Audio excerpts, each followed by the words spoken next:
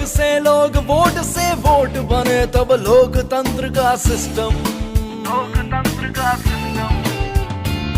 मतदाता जुड़ते जाए बने तब ऐसा नया कनेक्शन। मतदाता जंक्शन, हैशटैग मतदाता जंक्शन। मतदाता जंक्शन, हैशटैग मतदाता जंक्शन।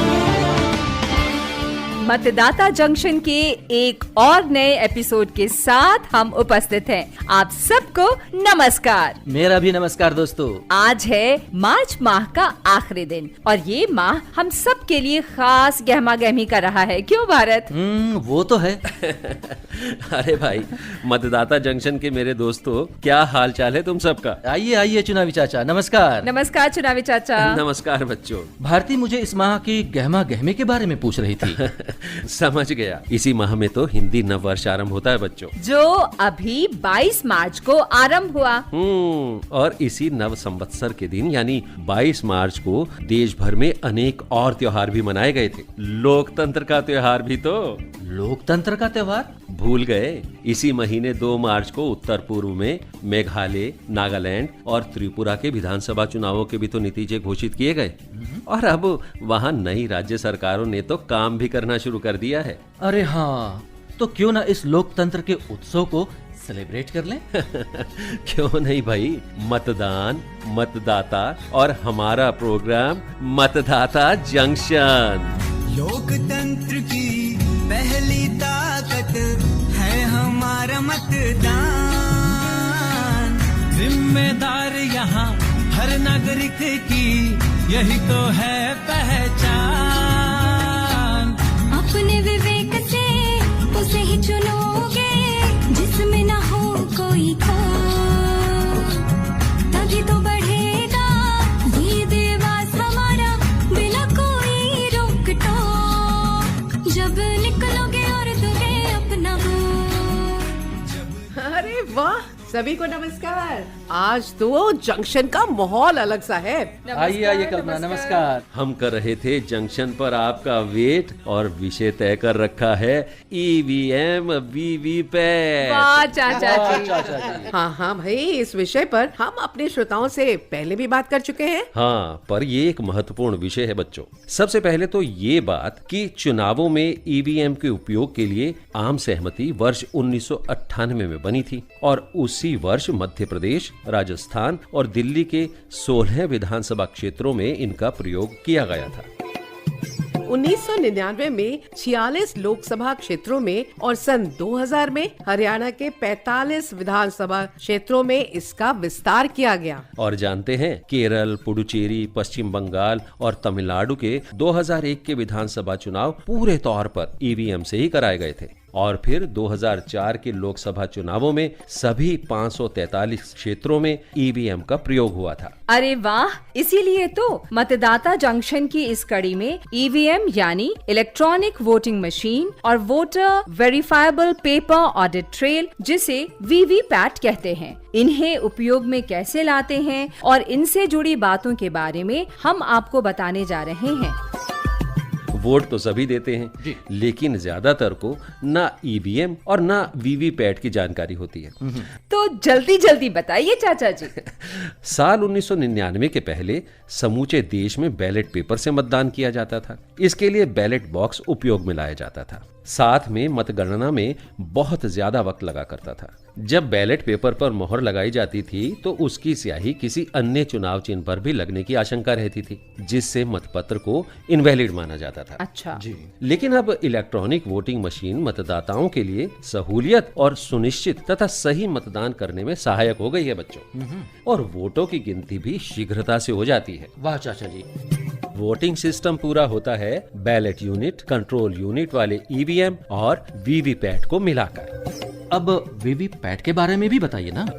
वीवीपैट एक मतदाता मत प्रणाली है। मतदाताओं को ये सत्यापित करने के लिए सुविधा दी जाती है, मतलब तकनीक के साथ ऐसी व्यवस्था होती है कि उनका वोट सही ढंग से डाला गया। लेकिन चाचा जी, ईवीएम और वीवीपैट काम कैसे करता है? अरे इसका जवाब तो हमारी कल्पना बेटिया ही दे देगी। ईवीएम मशीन की ना 2 इकाइयाँ होती हैं। एक नियंत्रण इकाई कंट्रोल यूनिट जो मतदान अधिकारी के पास होती है, और दूसरा मतदान इकाई बैलेट यूनिट जिसमें मतदाता अपना वोट डालता है। अच्छा, कंट्रोल यूनिट पीठासीन अधिकारी या फिर मतदान अधिकारी के पास रखी जाती है, और बैलेटिंग यूनिट को मतदाताओं द्वारा मत डालने के लिए वोटिंग कंपार्टमेंट के भीतर रखा जाता है। बिल्कुल ठीक। और ईवीएम के साथ मतदान पत्र जारी करने के बजाय मतदान अधिकारी बैलेट बटन को दबाएगा, जिससे मतदाता अपना मत डाल सकता है। मशीन पर अभ्यर्थी के नाम और प्रतीकों की एक सूची उपलब्ध होती है, जिसके बराबर में नीले बटन होते हैं। मतदाता जिस अभ्यर्थी को वोट देना चाहते हैं उनके नाम के बराबर में दिए गए नीले बटन को दबा सकते हैं। क्या बात है अच्छा, बिटिया। लेकिन ये बताएं, क्या ये हो सकता है कि बूथ पर तैनात कोई पीठासीन अधिकारी अपनी मर्जी से किसी उम्मीदवार के पक्ष में मतदान को प्रभावित करने लगे? ये सवाल मैं अपने श्रोताओं की तरफ से पूछ रही हूँ। देखो भारती, ये जो मतदान अधिकारी होते हैं ना, वो नियंत्रण इकाई या कंट्रोल यूनिट को सक्रिय करता है ताकि मतदाता अपना वोट मतदान इकाई में डाल सके। अच्छा, जैसे ही मतदाता अपने उम्मीदवार के लिए मतदान इकाई वाली ईवीएम मशीन का बटन दबाते हैं, मशीन स्वतः ही लॉक हो जाती है। अरे वाह। और इसके बाद इसे केवल तभी खोला जा सकता है जब अधिकारी अगले मतदाता के मत डालने के लिए इसे दोबारा सक्रिय करते हैं। बिल्कुल ठीक कहा तुमने कल्पना बिटिया। इसका मतलब ये हुआ कि ईवीएम प्रणाली से कोई भी वोट इनवैलिड नहीं होता। इतना सब बताने का मतलब यही है कि ईवीएम प्रणाली पारदर्शी, सुरक्षित और त्रुटिहीन है। गणतंत्र की नींव हो, मिट्टी से प्रीत हो, मेहनत का साथ रहे, हौसले की बात रहे, ज्ञान का दीप जले, चुनौती विकराल भले, ऊंचा रहे स्वाभिमान सबका, ऊंचा हो स्वाभिमान। चलो करें मतदान, आओ करें मतदान। बातें हो रही थी ईवीएम के बारे में, इसी से जुड़ा होता है वीवीपैट। कुछ इस बारे में भी हो जाए? हाँ हाँ, क्यों नहीं। ईवीएम और वीवीपैट बने एक दूजे के लिए। बेशक चाचा जी। वीवीपैट का इस्तेमाल सबसे पहले 4 सितंबर 2013 को नागालैंड के नोकसेन के विधानसभा सीट के उपचुनाव में किया गया था। यानी इसके इस्तेमाल को लगभग 1 दशक होने वाला है।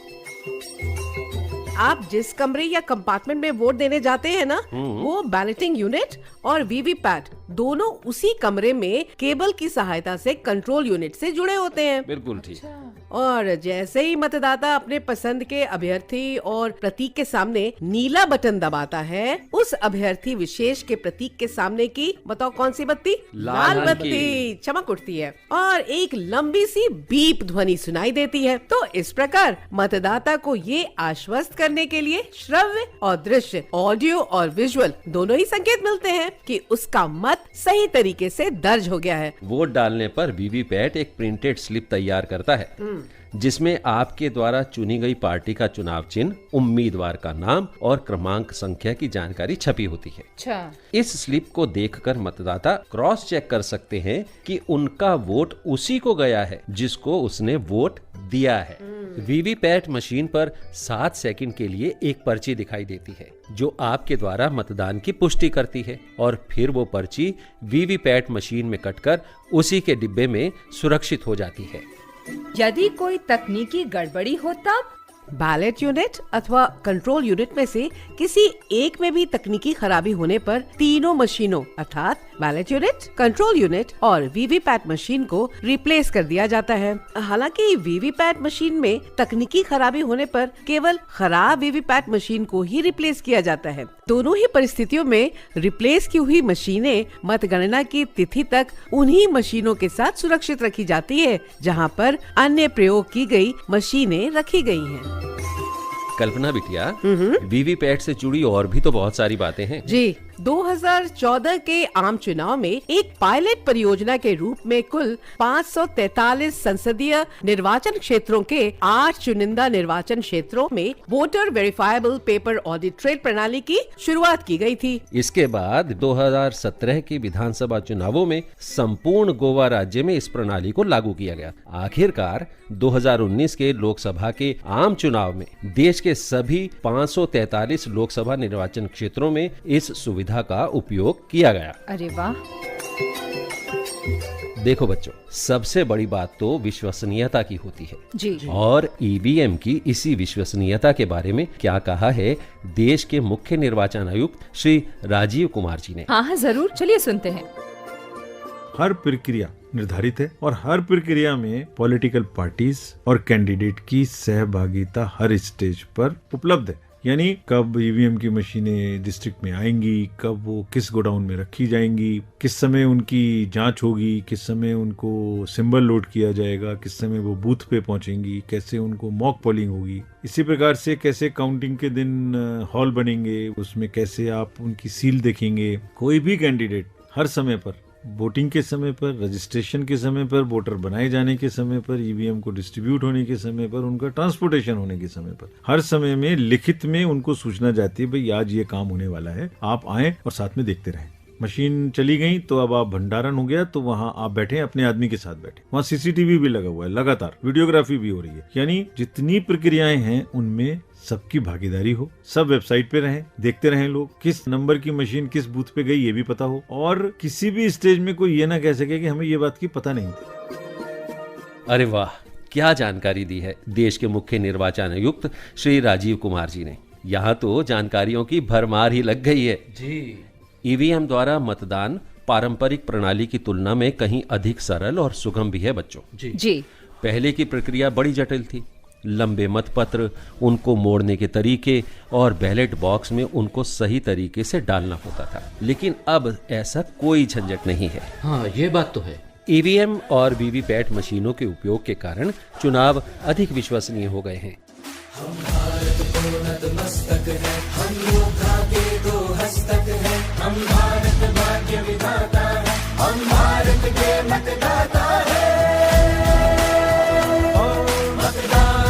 मतदान देने जाएंगे भारत के लिए। अब बारी है श्रोताओं की भागीदारी की। जी बिल्कुल सही फरमाया। आइए सुने इस बार की रिकॉर्डिंग। चलिए सुने। मैं एक दिव्यांग मतदाता हूँ। मेरा नाम इंदर सिंह बेहरा है, सुल्तानपुरी दिल्ली से।